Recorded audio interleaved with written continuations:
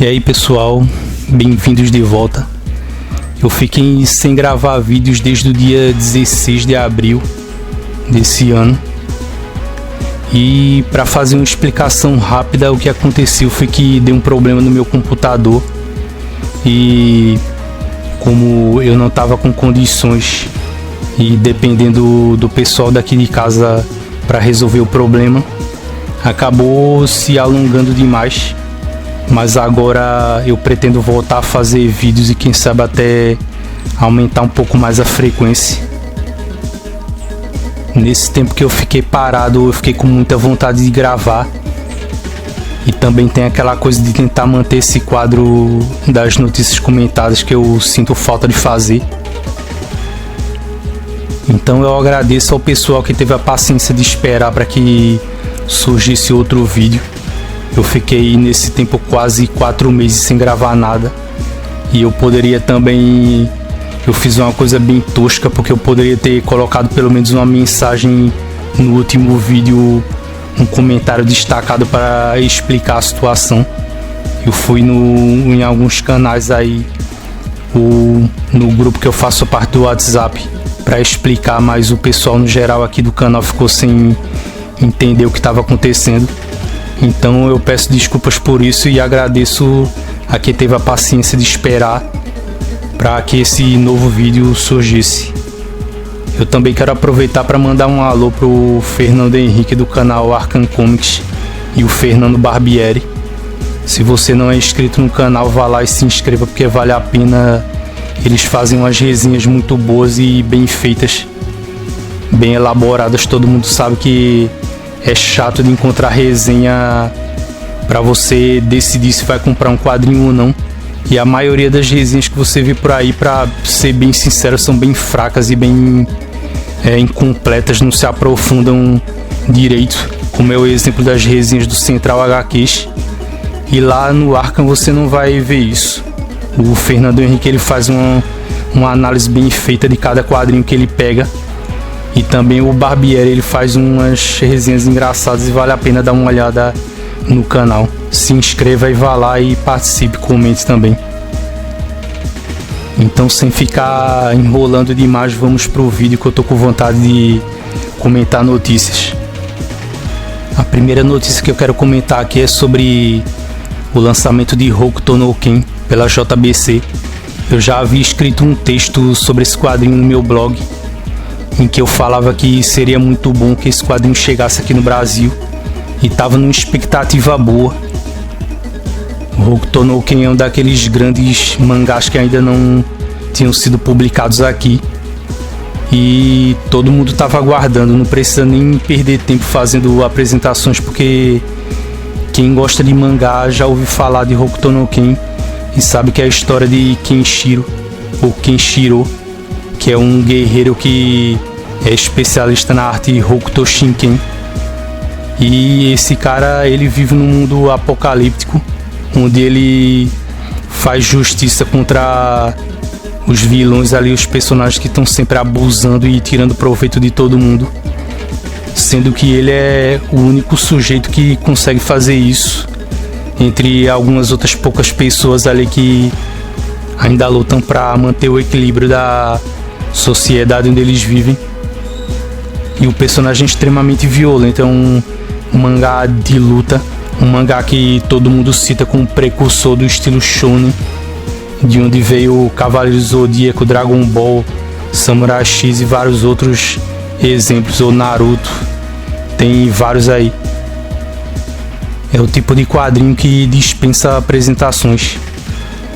Então, quando a JBC divulgou os dados, ela mostrou que o quadrinho vai ser em formato 13,2 por 26 centímetros, 312 páginas na média, vão ser 18 volumes, mas o problema disso tudo está justamente no preço, porque a JBC resolveu publicar ele na edição Extreme Edition.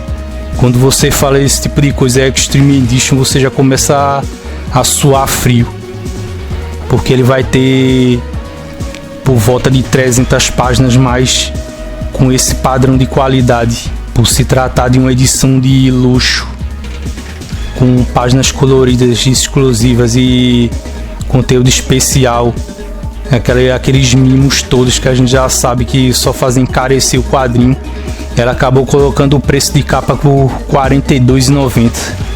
Quer dizer, ao final da compra do quadrinho, já que vão ser 18 volumes, você vai ter gasto R$ 772,20, que é um valor simplesmente absurdo. Se eu parasse qualquer cara que é fã de mangás no meio da rua e perguntasse para ele: você daria R$ 772 numa coleção de mangás? Se o cara dissesse que sim, eu aproveitaria para chamar um carro do hospital psiquiátrico e mandar o cara ser internado. Mas eu acredito que a maioria das pessoas não diriam isso. E ao mesmo tempo, se você aceitar pagar esse volume cheio de capa que a JBC está pedindo, você vai ter que desembolsar essa quantidade de dinheiro. É claro que muita gente deve estar pensando, mas ninguém vai ser idiota de fazer isso. Todo mundo vai aguardar para sair pela Amazon.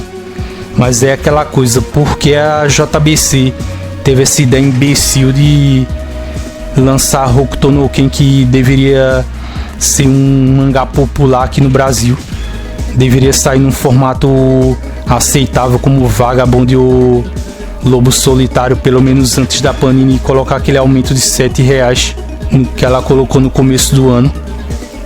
E ela vem com essa porcaria desse volume caro. Aí você pensa, mas o preço vai baixar quando eu comprar pela Amazon. Sim, ele vai abaixar, mas se você comprasse ele pelo valor de R$19,90, R$20,90 ou R$21, como são aqueles mangás, ou pelo menos alguns mangás que ainda estão baratos pela Panini, quando você fosse comprar pela Amazon ou qualquer outra loja, ia sair mais barato ainda. Então não adianta vir usar esse argumento, essa cretinice que essas editoras vêm fazendo hoje em dia. A Panini, a Mitos já faz isso a vida inteira, e a Devir nem se fala, eles nunca publicaram quadrinhos baratos. Mas hoje em dia a JBC vem adotando cada vez mais isso também. E eu acho uma coisa muito idiota de se fazer. Eles estão dando um tiro no pé. Por que esses caras não publicam quadrinho num formato barato para depois publicar num formato especial se alguém quiser comprar? Ou então simplesmente oferece uma versão barata e outra mais cara. Mas eles não fazem isso simplesmente porque eles sabem que se eles derem a opção de o leitor pagar mais barato, ele simplesmente vai correr para a versão barata. Você pega um mangá feito Vagabond, por exemplo, que eu comprei até números bem avançados. Eu não vi ninguém reclamando que Vagabond foi publicado naquele padrão. O papel de Vagabond é um papel em LWC, quer dizer, é um papel em offset de boa qualidade, não tem aquela transparência que deixa você ver o outro lado da página. O acabamento é bom, tem orelhas na capa cartonada dela, que é coberta com um tipo de plástico, aquele plástico típico de livro. É um acabamento muito bom, vem com glossário, vem com aquilo só o necessário, sem luxo estúpido e excessivo para tornar o quadrinho barato. E a JBC deveria ter feito a mesma coisa, mas o que ela fez agora foi cagar nesse lançamento de Hokuto no Ken e estragaram tudo. 18 volumes daria para completar a coleção bem fácil, mas ela vem com esse precinho desgraçado de R$ 42,90, então não tem como. Ou você vai virar aqueles zumbis reféns de promoção da Amazon, que vai ficar madrugando para pegar alguma promoção especial de última hora da Amazon e vai ficar lá tentando comprar um por um. Então é aquela coisa, ponto negativo para JBC. Eu gosto muito de Hokuto no Ken, mas por esse preço eu não tenho simplesmente coragem de tirar o dinheiro do bolso para começar a comprar essa série. Para emendar, tem a notícia de que o Cassius Medawa tá deixando a editora JBC nesse mês. E ele passou um bom tempo até na editora. Ele tava lá desde 2012. Eu ainda não fiquei informado sobre o motivo dele ter saído da JBC, mas é aquela coisa, a gente sabe que esse pessoal que trabalha no ramo editorial, eles não são honestos e também não tem coragem de falar sobre o que acontece nos bastidores. Então pode ter sido algum tipo de briga ou desentendimento, algum problema lá dentro, ou que ele simplesmente saiu porque quis ou porque encontrou um emprego melhor, uma vaga melhor em outra editora. Ainda não se sabe se ele vai sair da JBC para ir para outra. E fica aquela coisa, esse meio editorial ainda é uma coisa insondável, porque os caras têm medo de falar. Eles sabem que se eles saírem de lá falando alguma coisa de mal de uma editora, o editor amiguinho do editor de outra empresa pode acabar dificultando a vida dele. Então fica essa coisa, ninguém acaba sendo honesto, sendo transparente nesse mercado. Mas a verdade é que eu já cheguei a elogiar o Cassius pelo trabalho que ele fez na JBC, apesar dele ter tomado algumas decisões que eu considero bem chatas ali dentro, mas ele fez coisas boas ali e eu acho ele um editor melhor do que o Levi Trindade, por exemplo, sendo que não é muito difícil você ser melhor do que o Levi Trindade, porque o Levi é uma besta quadrada. Mas a própria editora acredita ao nome do Cassius a publicação de volumes como Ghost in the Shell, Akira. O trabalho que ele fez de negociação foi importante para trazer esse quadrinho, e Cavaleiros do Zodíaco no formato de luxo, que eles se gabam de ser o primeiro mangá em capa dura do Brasil, como se a gente tivesse um motivo para comemorar pelo fato de publicarem um mangá com preço alto. Se eu bem me lembro, esse mangá foi publicado com um valor acima de R$60, acho que R$69 parece, o volume de Cavaleiros, o primeiro. E o que eu prevejo com a saída do Cassius é o seguinte: o Marcelo Del Greco, ele entrou na editora, não estou lembrado bem em que ano, mas com a saída do Cassius agora eu prevejo que a JBC vai começar um processo de encarecimento, de elitização bem preocupante dos quadrinhos dela, porque o Cassius, apesar dele ter tomado algumas decisões ruins e ter lá os defeitos dele, mas eu ainda considero ele um editor melhor do que o Marcelo Del Greco. E esse cara, ele não tem o menor pudor em escolher por esse padrão de luxo. Se você pegar entrevistas antigas dele, você vai ver que ele já tinha planos de fazer esse tipo de coisa, e a coisa vai ficar feia mesmo para os leitores da JBC, porque seguindo meio que um padrão da Panini, eles vão começar a aumentar o preço de tudo. Apesar de que a JBC é uma editora que ela é bem mais transparente e bem melhor na comunicação com o leitor do que a Panini, mas eu acho que a coisa vai ficar bem ruim daqui para frente.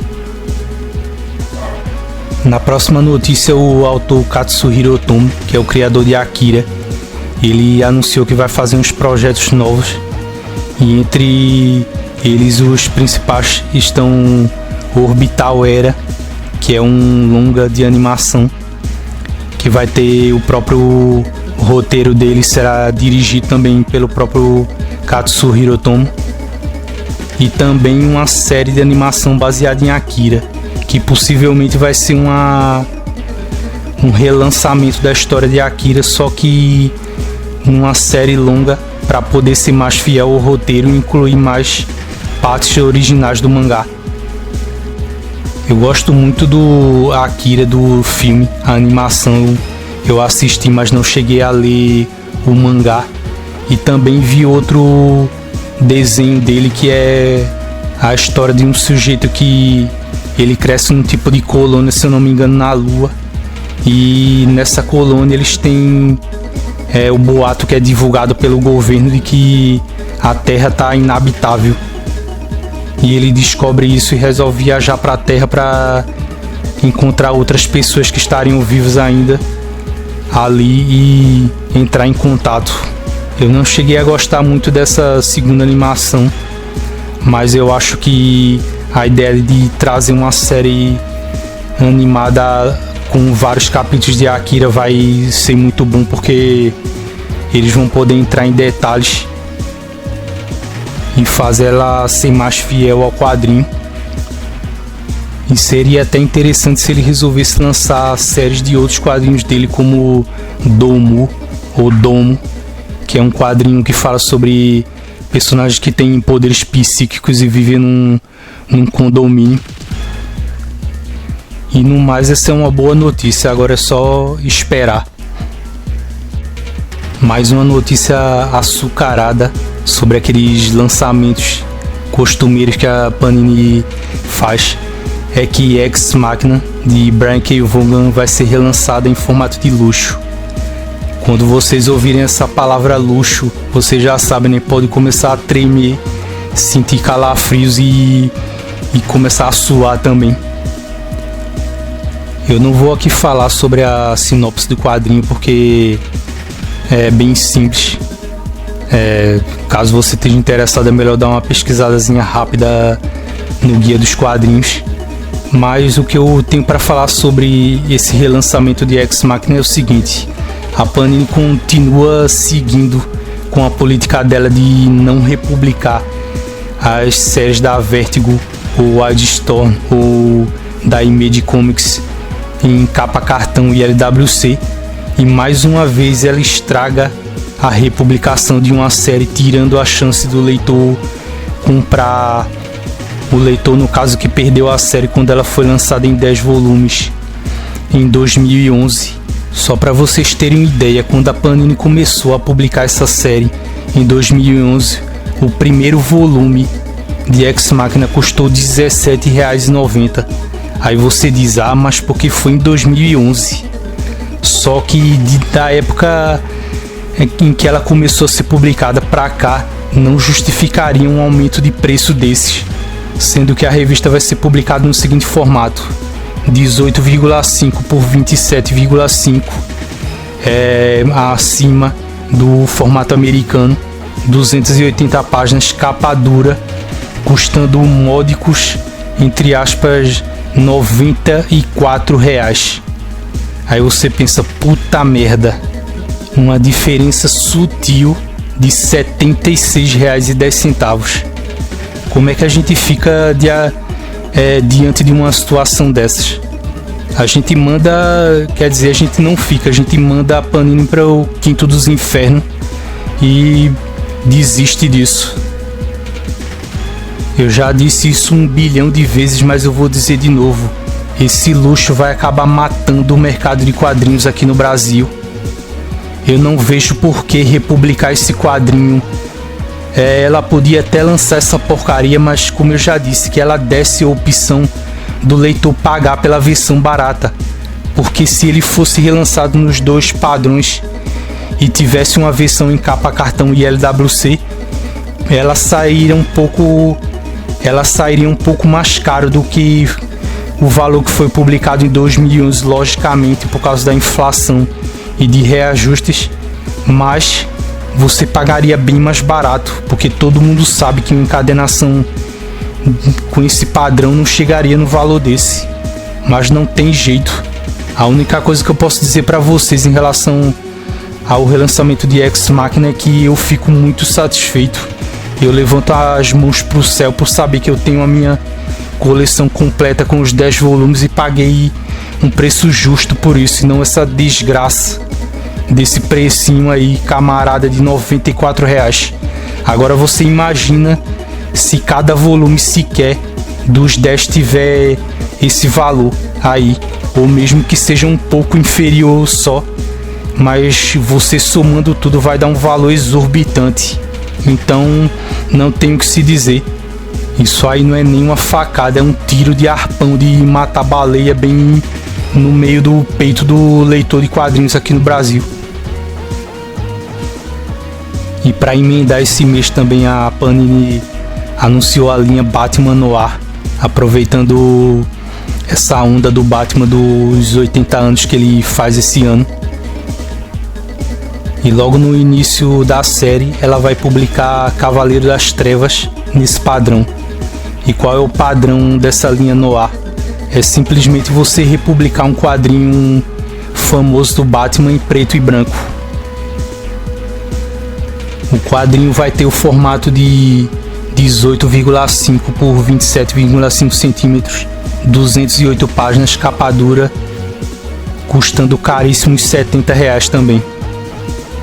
O autor, como todo mundo sabe, é o Frank Miller. E no geral, qual é a diferença dessa publicação para as outras? Eu li essa notícia no Universo HQ e eles descrevem que o fato dela ser publicada em preto e branco destaca o traço do desenhista. Quer dizer, você está pagando R$70 por uma republicação de Cavaleiro das Trevas só para ver o quadrinho em preto e branco e ainda pagar caro por isso, sendo que existem várias outras versões de Cavaleiros das Trevas que já foi publicada. E eu sei que existem esse tipo de mimo, esse tipo de coisa massa velho para os leitores em outros países como a Itália, França, essa coisa de você republicar um quadrinho em preto e branco para valorizar a arte do cara. Mas é aquela coisa, você tá pagando caro para ler um quadrinho com menos do que você poderia ter, e não justifica esse preço de R$70. É mais uma palhaçada da Panini. E quando vocês tentarem pensar em justificativa sobre esse tipo de coisa, geralmente é aquele tipo de gente gado mesmo, as ovelhinhas da Panini que ficam tentando achar argumento para explicar o porquê essa editora não é canalha, quando na verdade todo mundo sabe que ela é. Você é só parar para pensar que em 2012, por exemplo, você pega o exemplo de uma revista famosa e que sempre vendem ela com preço alto, que foi o caso de V de Vingança. V de Vingança já foi publicada aqui numa edição em capa cartão, papel LWC com 308 páginas. Vá lá no Guia dos Quadrinhos que você vai ver, em formato americano por R$24,90. R$24,90. Se Cavaleiro das Trevas é um quadrinho antigo e já foi publicado de todas as formas, assim como aconteceu com o Sandman, por exemplo, por que trazer esse volume no ar por esse preço de R$70 e ficar enchendo de luxo, de todo tipo de frescura? Eu tenho certeza que eles vão botar os extras com artes em preto e branco também, pros babacas ali, pros vermes ficar babando em cima da edição. E é aquela coisa, o leitor não é culpado por gostar de V de Vingança e também por gostar de Frank Miller, mas é aquela coisa, por que esse quadrinho não podia sair barato? O cara ser fã de quadrinhos e querer ver esse volume porque ele quer admirar a arte do cara em preto e branco é uma coisa válida, mas por que eles não fizeram um volume barato? Eles têm que necessariamente colocar esse padrão de luxo. Se você tem essa dúvida, então faça o seguinte, pergunte para Panini, porque parece que essa editora não publica mais nada barato. Simplesmente não tem nada dela barato. Pode olhar aquela porcaria daquele catálogo escroto que ela publica todo mês, que você vai constatar que isso é verdade. E nesse último mês de julho aconteceu a San Diego Comic Con e a Marvel teve presente lá com um painel onde eles anunciaram a fase 4 da Marvel nos cinemas, é claro.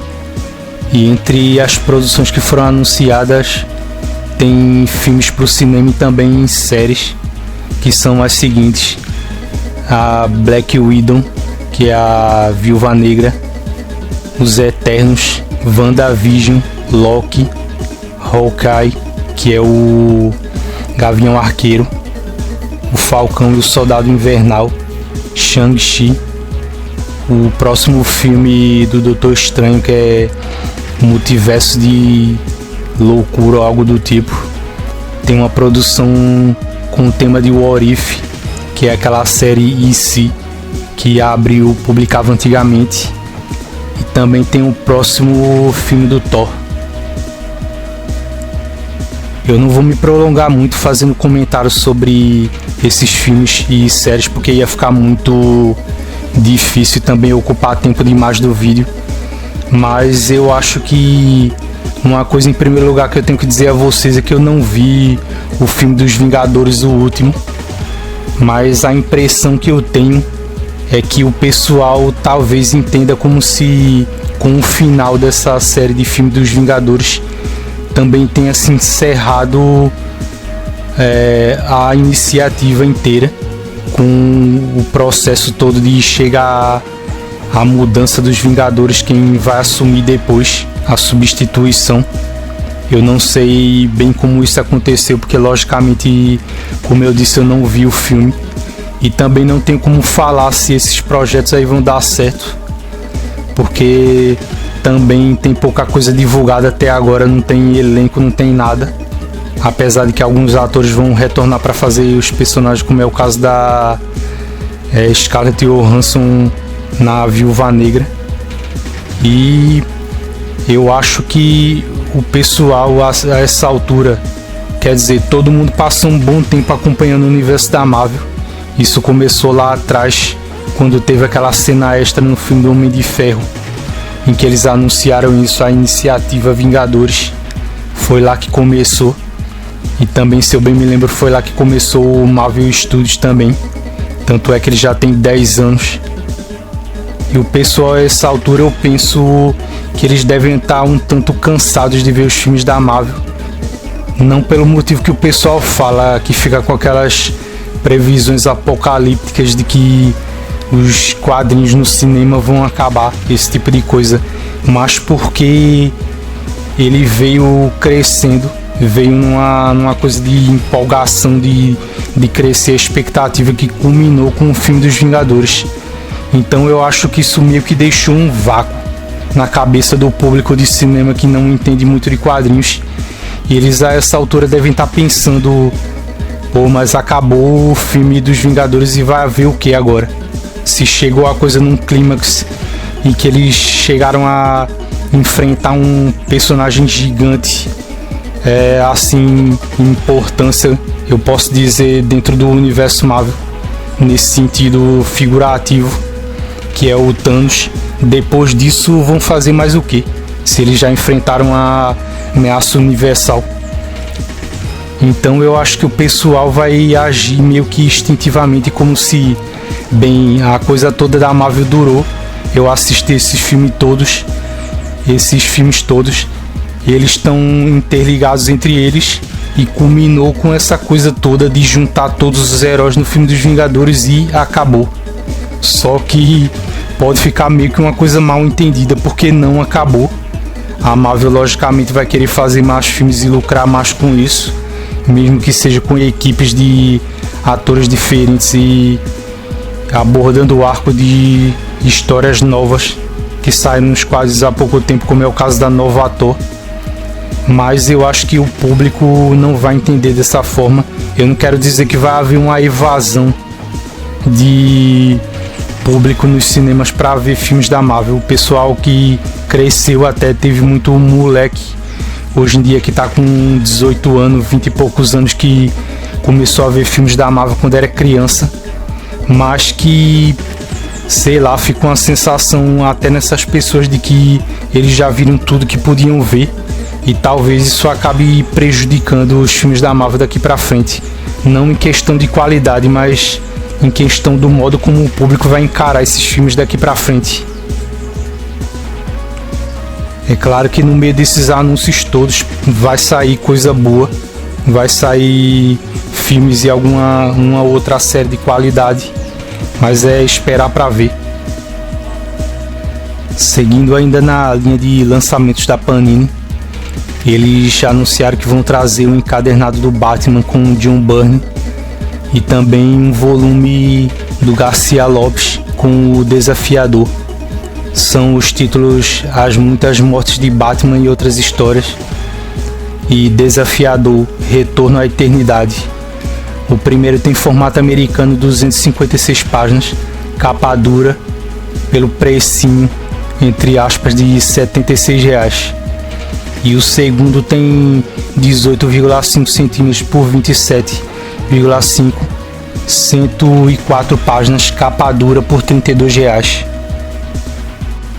Quando o Levi Trindade anunciou que teria muitos quadrinhos do Garcia Lopes esse ano, isso poderia até ter soado como uma boa notícia, mas é claro que a Panini deu um jeito de estragar isso.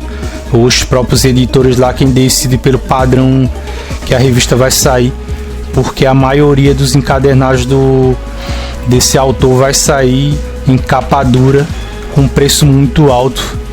E também depois de muito tempo eles trazem alguma coisa do Byrne, vai saber porque parece que esses caras da Panini eles têm alguma raiva, algum tipo de frustração com o John Byrne, porque eles ficam evitando publicar coisas dele. Todo mundo sabe que a Panini há mais de 10 anos, eu acho, publicou aquela série de encadernados da fase dele no quarteto e nunca mais tocou no assunto. A Panini é muito imbecil nesse sentido, porque ela veta, parece que ela tem essa mania de ficar vetando alguns autores que não faz sentido nenhum.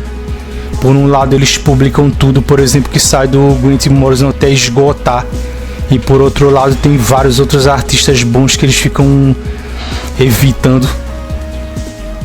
E outro problema nisso tudo é aquela coisa que todo mundo já sabe, porque eles não incluem isso na série de lendas do universo para baratear e colocar num padrão bom, porque capa cartão e papel offset é ótimo para publicar histórias antigas, e essas histórias, esse volume parece ser um tipo de compilação, já que tem o título de As Muitas Mortes e Outras Histórias. É claro que deve ter algumas histórias avulsas, e eles incluiriam isso dentro da série de lendas, inclusive trariam muitas coisas, muitas matérias que falta ser publicado do Byrne aqui e de outros autores também, e tornariam isso acessível, facilitaria a vida do leitor para comprar.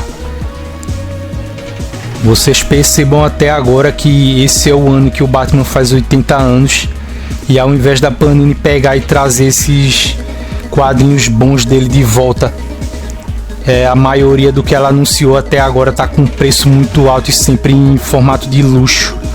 Quem é fã do Batman tá ferrado aqui, porque você não vai poder nem comemorar com tanta vontade assim, meio que uma coisa a contragosto, porque você dá R$70 no volume de uma revista com histórias antigas, sendo que isso poderia sair num padrão mais barato, para melhor dizer R$76. E quem é fã desse personagem vai sofrer esse ano, porque a Panini vai trazer muita coisa dele, mas em compensação vai trazer naquele estilo, né? No padrão Panini de qualidade, em que você muitas vezes paga por um volume caro, mas não tem a segurança de que não vai haver erros de digitação, erro de gramática, erros de impressão, como aconteceu com aquele encadernado da Liga. E para finalizar esse vídeo de notícias comentadas, tem uma ótima notícia, a de que a coleção Tex Good vai voltar a ser publicada. A própria Salvat já havia confirmado que a revista seria encerrada no volume 40, mas ela voltou atrás e agora confirmou que a série vai seguir o planejado, que serão 60 volumes. Eu já havia até comentado isso, da minha preocupação de que essa série sofresse com os mesmos problemas que a coleção do Conan, que nem chegou a ser iniciada, e outras que foram canceladas pela Salvat e outras editoras que publicam coleções, ela acabasse tendo o mesmo fim. E também demonstrei a minha preocupação em relação a O Príncipe Valente. Tomara que siga o mesmo caminho e acabe sendo finalizada, porque as duas coleções são muito boas e têm qualidade. Mas não deixa de ser uma ótima notícia. Essa notícia do cancelamento foi confirmada pela Salvat em maio desse ano ainda, e na verdade o pessoal só tinha recebido até o volume 26, e quem já tinha assinatura acabou recebendo o reembolso. Mas ainda bem que essa série, diferente de algumas outras que foram Encerradas não sofreu com esse perigo de cancelamento de verdade, e eles até divulgaram uma lista a mais, passando do número 40 dos volumes que estão programados para sair. O volume 41 é Oklahoma, o 42 o Caçador de Fósseis, o 43 o Ouro dos Confederados, 44 a Ilha de Tex e o Ódio Implacável, 45 em Território Selvagem, 46 Rio Rondo, 47 o Filho do Vento, 48 o Trem Blindado, 49 a Trilha das Emboscadas, 50 o Veneno do Cobra, 51 Forte Saara, 52 o Esquadrão Infernal, 53 Nas Trilhas do Oeste, 54 a Fera Humana, 55 o Longo Braço da Lei, 56 a Lei de Stark, 57 o Deus Canibal, o número 58 E Chegou o Dia e os Bandidos da Neblina, no 59 o Xamã Demoníaco, os Suspeitos e Outros, e no número 60 a Barca das Traições, Estrelas de Lata e Outros. É muito bom que essa série não tenha sido cancelada, e se houver uma melhora na economia, talvez até outras coleções que foram descontinuadas já acabem voltando, se as editoras tiverem intenção de tirar elas do hiato ou voltarem atrás mesmo. Porque apesar da gente saber que a Salvat já aprontou algumas palhaçadas, algumas sacanagens com o leitor, e o preço desses volumes unitários é caro demais. Se você não fizer uma assinatura, é impossível comprar. É uma coisa até que eu queria perguntar pro pessoal, é o seguinte: se alguém reparou que nenhuma dessas coleções ela tem um padrão abaixo do capa dura, porque nunca publicaram uma coleção dessa em capa mole, por exemplo, como já publicaram vários volumes de Asterix e outras séries que não eram tidas como uma coleção nem nada para formar a lombada, mas ainda assim elas eram publicadas num padrão mais fácil do leitor comprar. Mas o que acontece é que, mesmo a gente sabendo que o preço dessas coleções são altas, elas sendo publicadas do começo até o fim significa que o mercado está saudável, que ele não está passando por nenhum abalo do qual ele não possa se recuperar, e isso acaba sendo bom, sendo positivo no geral para os leitores. E é isso aí, minha gente, esse foi o vídeo de notícias comentadas de julho. Eu tava há um bom tempo sem gravar, como eu disse no começo do vídeo, porque o computador pifou. Eu tinha dito que era o meu computador, mas na verdade é do pessoal aqui de casa. E eu senti muita falta de gravar, e espero que eu tenha condições de gravar daqui pra frente, que não aconteça nada que me force a parar o canal. Eu pretendo até gravar mais vídeos. Eu agradeço, como eu já disse antes, volto a repetir a quem insiste em acompanhar esse canal. Obrigado pela paciência que vocês tiveram em esperar que ele voltasse. E é isso. Eu fico por aqui. Muito obrigado a vocês.